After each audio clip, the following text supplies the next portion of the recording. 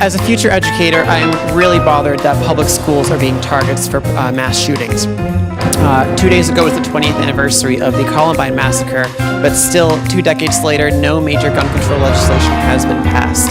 So my question is, as president, how will you go about keeping our schools safe and keeping guns out of the hands of those who should not have them?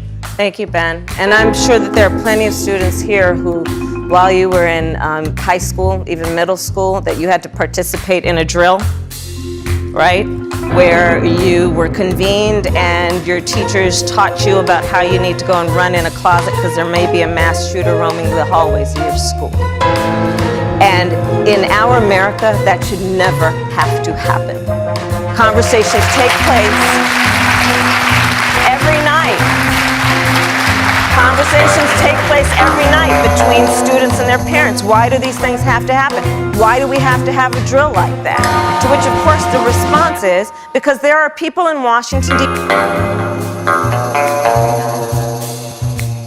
D.C., supposed leaders, who have failed to have the courage to reject a false choice, which suggests you're either in favor of the Second Amendment or you want to take everyone's guns away.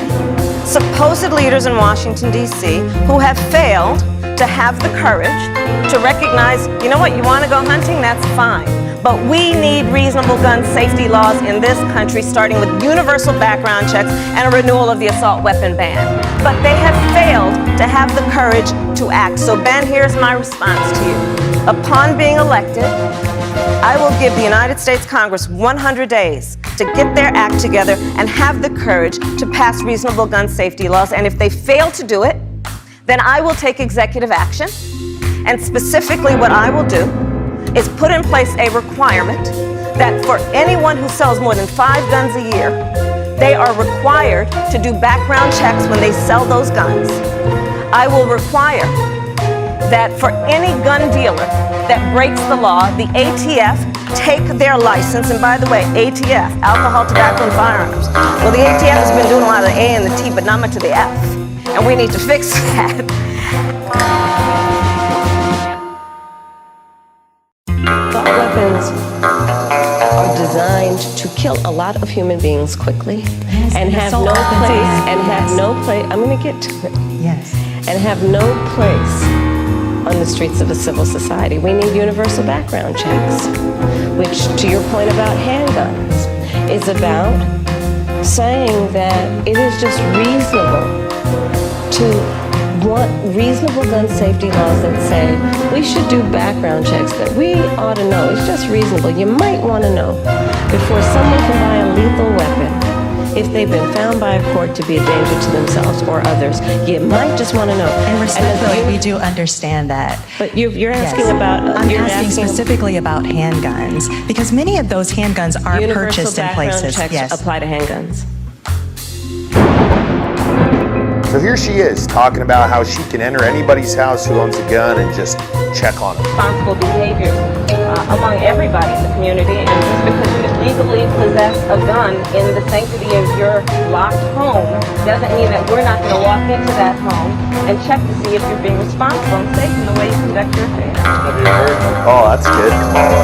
That's good. That's fantastic. Why don't we unpack this for a second? So let's go over the part where you said just because you legally possess a gun. Where in the Second Amendment does it say it has to be legal? As far as I can tell, it says shall not be infringed, not only if it's legal. So let's go over how this would go, because I love these scenarios. She's saying that she can come into your house and take a look at your gun, even if it's legal, to make sure that you're being responsible with it. Okay, Kamala, what does responsible mean? Does that mean having your gun locked in your safe 24/7? Great.